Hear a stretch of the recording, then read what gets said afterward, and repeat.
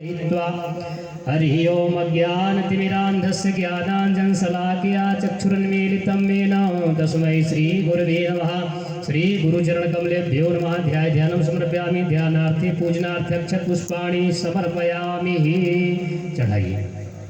पुनः अक्षतपुष्पाणि गृहीत्वा सच्चिदानन्दरूपाय विश्वोत्पत्त्यादिहेतवे तापत्रय विनाशाय श्रीकृष्णाय वयं नमः। श्रीराधाकृष्णाभ्यां नमः। ध्यान पूजनार्थे अक्षतपुष्पाणि समर्पयामि। सर्वोपचारार्थे जलगन्धाक्षतपुष्पाणि समर्पयामि। तिलकस्य कर्णमा कस्तूरी तिलकं ललाटपटले वक्षस्थले कौस्तुभं नासाग्रे वरमुक्तिकं करतले वेणुः करे कङ्कणं सर्वाङ्गे हरिचन्दनं सुललितं कण्ठे च मुक्तावलिं गोपस्त्री परिवेष्टितो विजयते गोपालचूडामणिमो कृष्णाय वासुदेवाय देवकी नन्दनाय च नन्दगोपकुमाराय श्रीगोविन्दाय नमो नमः। दक्षिणा हिरण्यगर्भ दीजिए।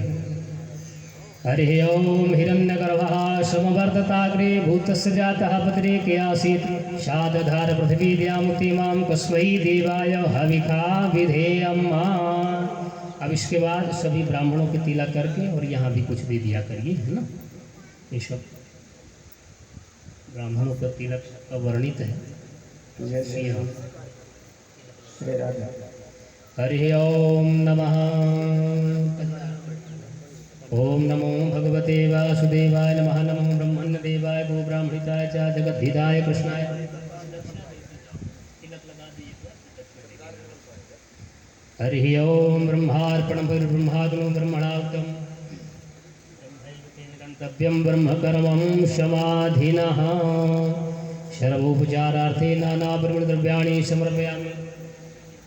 हाँ चलिए आरती बना ली। ओम हरि ओम नमो भगवते वासुदेवाय नमः।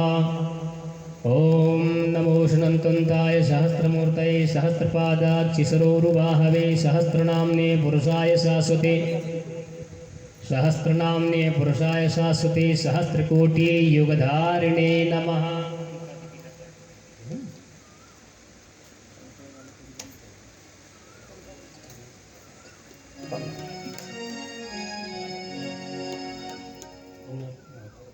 हरि ओम इदगुं हविः प्रजननं मे अस्मस्मीरकं सर्वगणकं सुष्टये आत्मसनि प्रजासनि पशुसनि लोकसन्न भयसनि यज्ञे प्रजां बहुलां मे करोत्तन्नं पयोरे तुमासुदत्तः।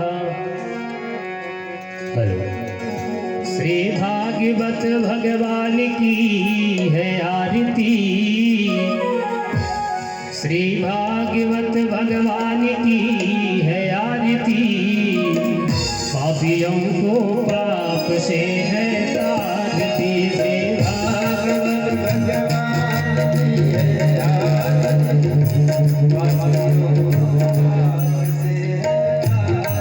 श्री भागवत भगवान की है आरती। पापियों को पाप से है तारती। श्री भागवत भगवान की है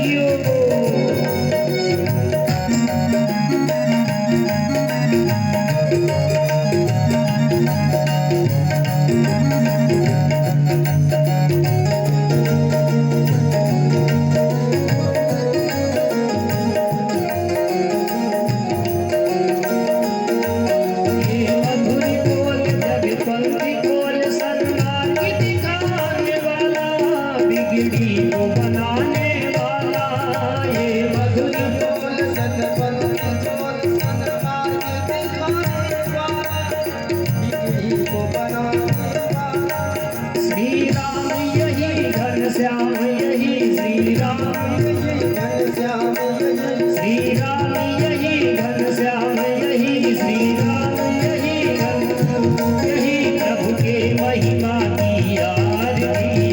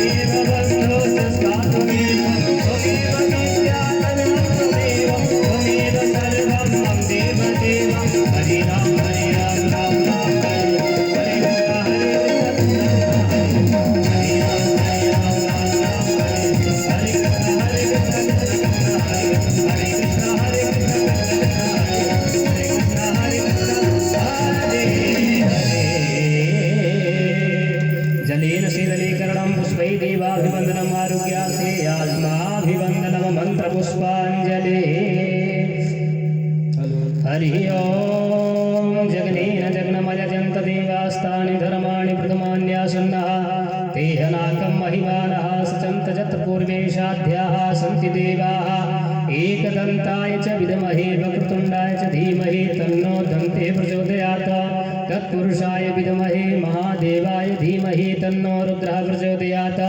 नाना सुगंधि पुष्पाणि यथा कालोद्भवानि च पुष्पांजलिर्मया दत्त गृहाणा परमेश्वर।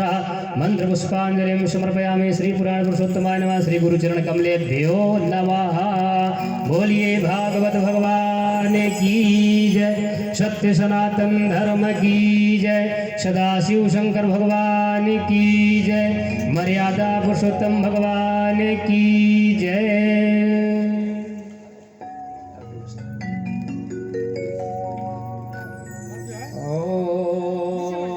सभी लोग अपने अपने आसन में बैठ जाइए। आरती में आरती सबको दिखा दीजिए। गोविंदाय नमो नमः। गुरुर्ब्रह्मा गुरुः विष्णु गुरुर्देवो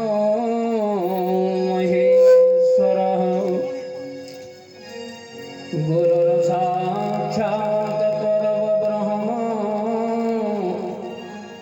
तस्मै श्री गुरवे नमः। अज्ञानं तितिमिरान्धस्य ज्ञानाञ्जनं शलाकया चक्षुरुन्मीलितं येन तस्मै श्री गुरुवे नमः। नारायणं नमस्कृत्य नरं चैव नरोत्तमं देवीं सरस्वतीं व्यासं ततो जयमुदीरयेत्।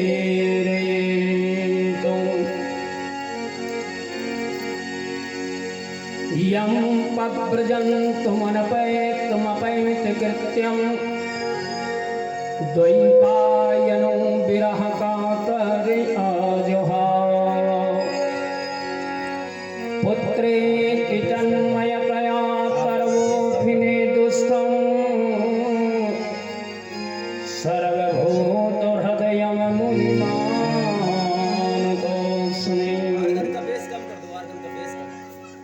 लोकाभिरामं रणरङ्गधीरं राजीवनेत्रं रघुवंशनाथं कारुण्यरूपं करुणाकरन्तं श्रीरामचन्द्रं शरणं प्रपद्ये। मनोजवगमारुततुल्यवेगं जितेन्द्रियं बुद्धिमतां वरिष्ठं वातात्मजं वानरयोथमुख्यं श्रीरामदूतं शरणं प्रपद्ये। श्री सच्चिदानंद भगवान की, श्री सिद्धेश्वर महादेव भगवान की, श्री राघवेंद्र सरकार की, यज्ञ भगवान की, संत भगवान की, सब भक्तन की जय हो। ग्राम देवताओं की जय हो। परम मंगल में भगवत स्वरूप श्रीमद् भागवत सप्ताह पुराण ज्ञानांतर्गत श्रीमद् महाभागवत कथा के प्रणेता परम वंदनीय संत श्री 108 श्री बिहारी दास जी महाराज जी, जिनकी सतत प्रेरणा से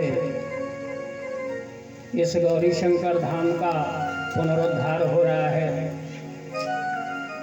जो निरंतर आश्रम में सेवारत हैं, ऐसे परम संत को वंदन करते हुए श्रीमद् भागवत कथा के समस्त श्रोतागण, श्रद्धामती, भक्तिमती, ज्ञानमती, वैराग्यमती, पति स्वरूपा समस्त देवियों, सज्जन वृंद समूह, भगवान की ये दिव्य कथा व्यासपीठ के माध्यम से, विधान के माध्यम से जब हमारे कर्ण रसायनों में प्राप्त होती है, मुक्ति प्राप्त होती है। विधानों के द्वारा जो भी कार्य किए जाते हैं वो प्रभु में समर्पित होते हैं। अगर यही भागवत की कथा हम एक पटा में बैठ करके करें, फल तो मिलेगा लेकिन उसकी पुनरावृत्ति फलों की नहीं होगी, क्योंकि हमारे देवी देवताओं ने, श्रुतियों ने, वेदों ने, पुराणों ने ऐसा एक तत्व बनाया है कि जब व्यासपीठ के माध्यम से विधान के द्वारा भागवत रूपी गंगा में स्नान किया जाता है, जैसे बताया गया है 3 गंगाएं होती हैं। एक त्रिपद गामिनी गंगा जो हिमालय से निकली हुई हैं, तीर्थराज प्रयाग से। मनुष्य जब उसमें अवगाहन करते हैं, स्नान करते हैं, तो कोटिशः जन्मार्जित पापेन तार्यतः, करोड़ों जन्म के पाप दूर होते। एक गंगा होती है सामाजिक गंगा। जब हम कोई धार्मिक कार्य का अनुष्ठान करते हैं, समस्त रिश्तेदारों को आमंत्रित करते हैं, सभी से मिलन होता है, सामाजिक गंगा। और तीसरी गंगा है ये ज्ञान गंगा। सब लोग इस ज्ञान रूपी गंगा में स्नान कर रहे हैं। ये त्रिवेणी संगम है, जैसे तीर्थराज प्रयाग में यमुना गंगा और सरस्वती का संगम है, ठीक उसी प्रकार से संगम है। वेदों में बार बार वर्णन आया है, यत्रा चतुर्दारी कथा प्रसंगा सर्वाणि तीर्थानि बसंती तत्र। भगवान का निर्देश है, जहाँ भागवत होगी वहाँ 33 कोटि देवता जाएंगे, उनको बुलाने की जरूरत नहीं है। जो भी वेद की वाणी से मंत्र निकलते हैं ये सब देवत्व रूप है। वेद की वाणी ही देवता का स्वरूप है। वेदों में कोई अर्थ नहीं होता, कोई तर्क नहीं होता। वेद अगर कानों में श्रवण करने को मिल जाए तो ये कर्णपुट रसायन पवित्र हो जाते हैं। आए सभी भक्तजन मिलकर के अपनी मन वाणी और कर्म से इस वाणी को पवित्र करने के लिए भगवान नाम का आश्रय लेते हैं। बोले राजा रामचंद्र भगवान की। गोविंद जय जय गोपाल जय जय गोविंद जय जय गोपाल जय जय गोविंद जय जय गोपाल जय जय गोविंद जय जय गोपाल जय जय गोविंद जय जय गोपाल जय जय राधा रमण हरि गोविंद जय जय राधा रमण हरि गोविंद जय जय राधा रमण हरि गोविंद जय जय राधा रमण हरि गोविंद जय जय।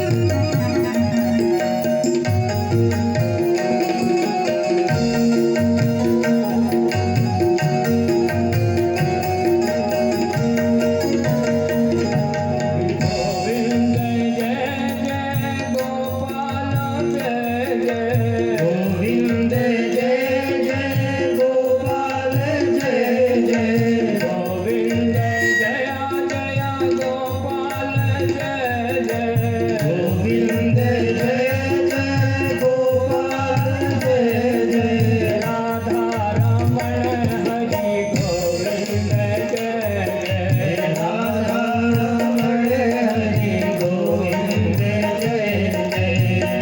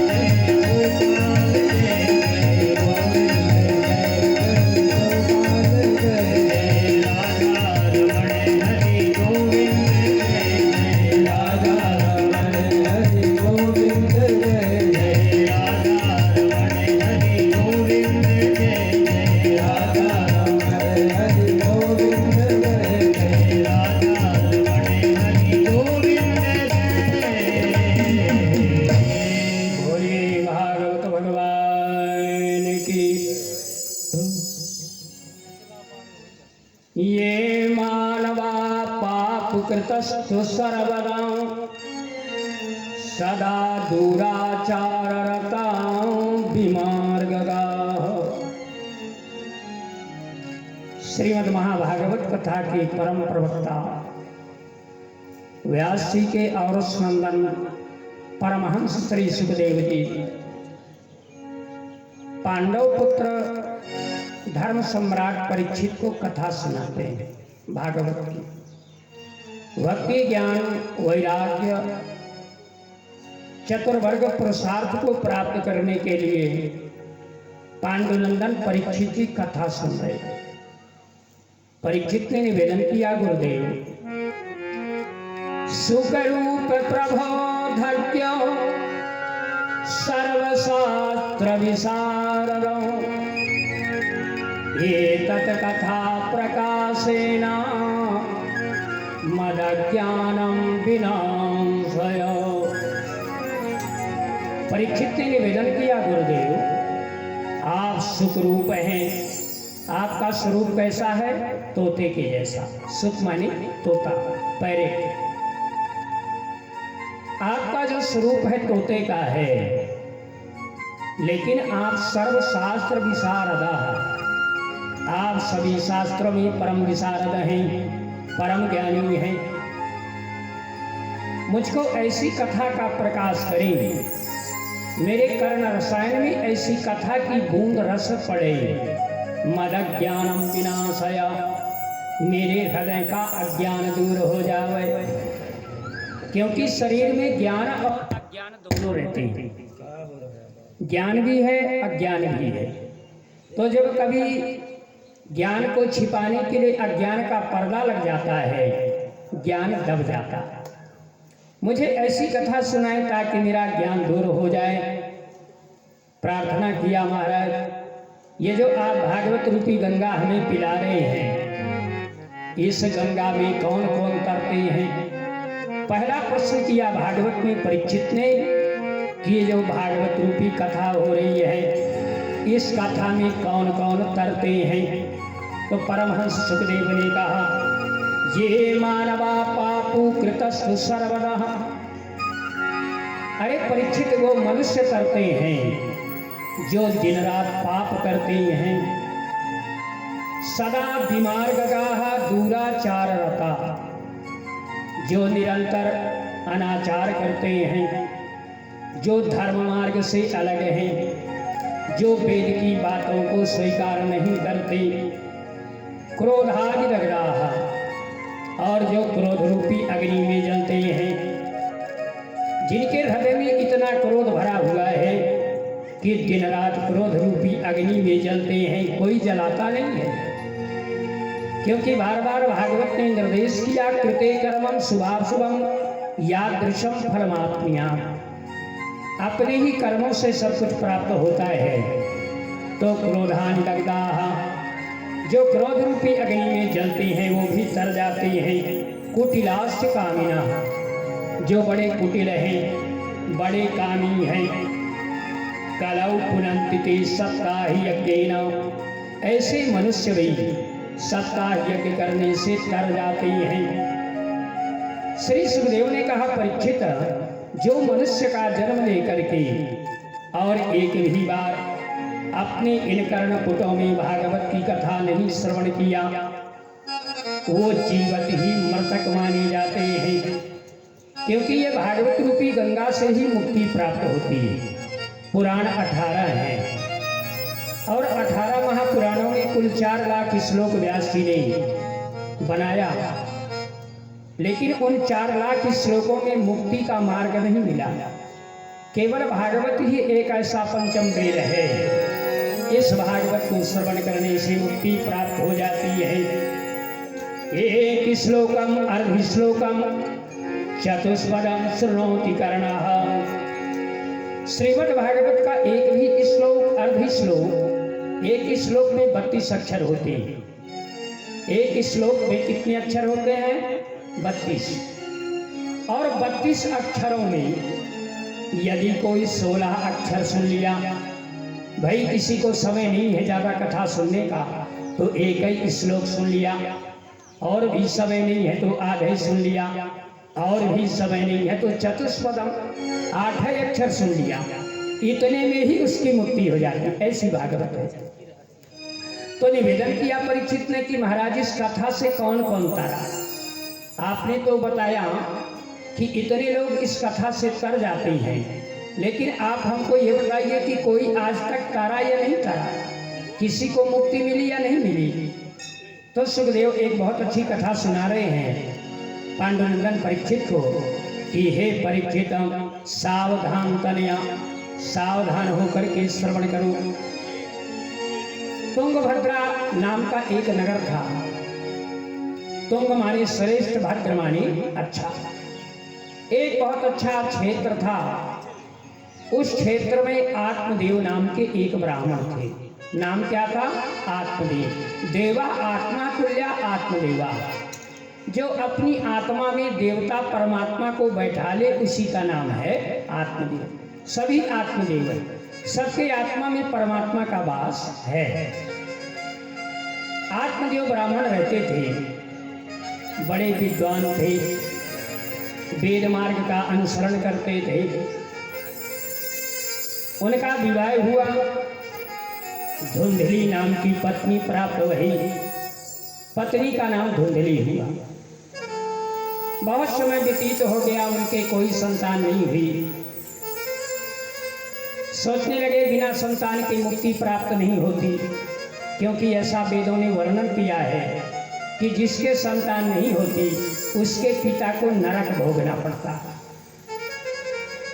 एक पुण्य नाम का नरक होता है।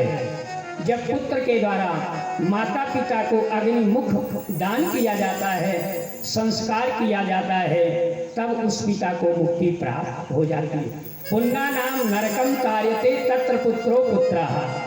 पुण्य नाम नरक के तरण तारण करने वाले को पुत्र कहते हैं। पुत्र की बहुत विचित्र परिभाषा है। मानसकार गोसाई जी ने लिखा है, पुत्रवती जोवती जग सोई, पुत्रवती युवती जग सोई, पुत्रवती युवती जग सोई, पुत्रवती युवती जग सोई, रघुबर भगत जस सुत होई, रघुबर भगत जस सुत होई, सुन जननी सोई सुत बड़ भागी, सुन जननी सोई सुत बड़ भागी, सुन जननी सोई सुत बड़ भागी, सुन जननी सोई सुत बड़ भागी, जो पित मातु बचन अनुरागी, जो कि तुम्हारो बचन अनुरागी, जो पित मातु बचन अनुरागी। पुत्र किसे कहते हैं? जो अपने माता पिता के वचनों का आदर करे, जो माता पिता की सेवा करे, माता पिता को तीर्थ करावे, यज्ञ करावे, भागवत सुनावे, उसी को पुत्र कहते हैं। नहीं तो लिखा है कि न तरु बांझ, नहीं तो ऐसी नारी को बांझ हो जाना चाहिए। जिसका पुत्र सेवक नहीं है, प्रभु श्री ने कहा, आत्मदेव बड़े दुखी रहने लगे, मेरे कोई संतान नहीं है। और जब नारी मंडल समूह में बैठा करे धुंधली, उसकी बड़ी निंदा हुआ करे। जो पुत्रवती माताएं थी निंदा करने लगी धुंधली की, देखो इसके कोई संतान नहीं, इसका मुख देखने में पाप लगेगा, ऐसी चर्चा हुई। एक दिन धुंधली आई, परमपति के चरणों पर मस्तक झुकाया निवेदन किया, हे पति देवता, ऐसी कोई कृपा करें ताकि मेरे एक संतान हो जावे। आत्मदेव ने समझाया, देवी संतान से सुख नहीं मिलेगा। यदि आप संतान को प्राप्त कर लोगे तो सुखों की प्राप्ति नहीं होगी। सुखमस्ति विरक्ति जीविना। यदि सुखी होना है तो अपने जीवन में विरक्ति धारण करें। कोई तन दुखी, कोई मन दुखी, कोई धन दिन रहते उदास, थोड़े थोड़े सब दुखी, सुखी राम को दास। कोई तन दुखी है, अगर उसके पास बहुत धन है तो शरीर से रोगी है। अगर शरीर से रोग भी नहीं है तो मन से दुखी है। अगर मन से भी ठीक है तो धन से दुखी है। पूरा संसार दुख के जीवन में लिप्त है। सुखी वही है जो प्रभु के चरणों का अनुरागी हो जाता है, जो सत्कर्म करता है देवी। इसलिए पुत्र की कोई जरूरत नहीं है। लेकिन धुंधली ने बार बार निवेदन किया, पति देवता संतान होना चाहिए। नित्य पति से कहा करे संतान ले आओ। आत्मदेव ने कहा, देवी कोई मांगने की वस्तु तो है नहीं कि मैं कहीं से मांग करके ले आऊं। लेकिन जब बार बार पत्नी ने प्रेरणा किया पति को, तो एक दिन पति देवता आत्मदेव ने विचार किया कि पत्नी की इच्छाओं की पूर्ति करना ही पति का कर्तव्य है।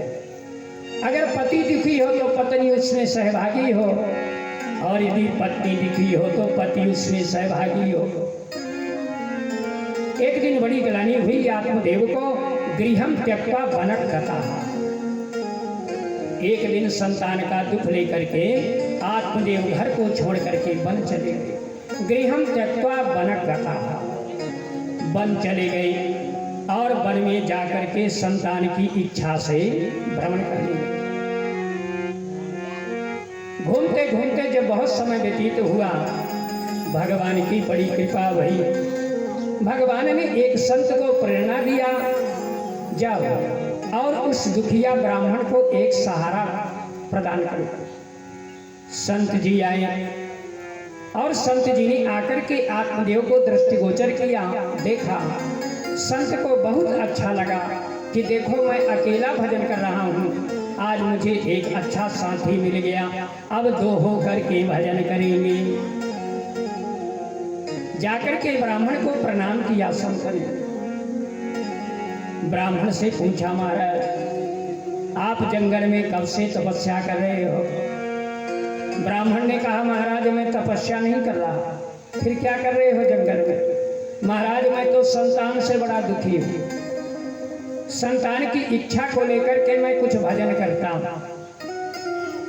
संत ने कहा, वारे वाह, 60 वर्ष की उम्र हो गई, अभी भी संतान की इच्छा कर रहे हो। 60 वर्ष के बाद तो भगवान का भजन करना चाहिए। जब 60 की उम्र लग जाए और जब नाती बाबा शब्द का उच्चारण करने लगे तो हर बाबा को बाबा बन जाना चाहिए। नाती संकेत करता है कि बाबा अब बाबा बन जाओ। ब्राह्मण ने कहा, महाराज मैं संतान से बड़ा दुखी हूँ। अंत में ब्राह्मण ने कहा कि आप मुझे एक संतान दो, नहीं तो त्वदग्रे शोक मूर्छिता। यदि आप मुझे संतान नहीं दोगे, मैं आपके सामने ब्रह्महत्या कर दूंगा और इसका पाप आपको भोगना पड़ेगा। संत ने विचार किया, देखो मैं तो भजन कर रहा था, लेकिन मुझे एक ब्राह्मण के दिव्य दर्शन भये। मैंने सोचा मेरा साथी बनेगा, साथ में बैठ करके भगवान का भजन करेंगे, लेकिन ये तो संतान से दुखी है। संत ने विचार किया। संत ने सोचा कि अगर ब्राह्मण मेरे सामने मरेगा, इसका अपराध मुझे भोगना पड़ेगा। और करे अपराध को और पाप फल को, अति विचित्र भगवंत गति, जान सके न कोय। संत ने सोचा क्या किया जावे। तो संत ने विचार किया कि इस ब्राह्मण का दुख दूर करना चाहिए। तो संत ने अपने जीवन में जितनी तपस्या किया था, अपने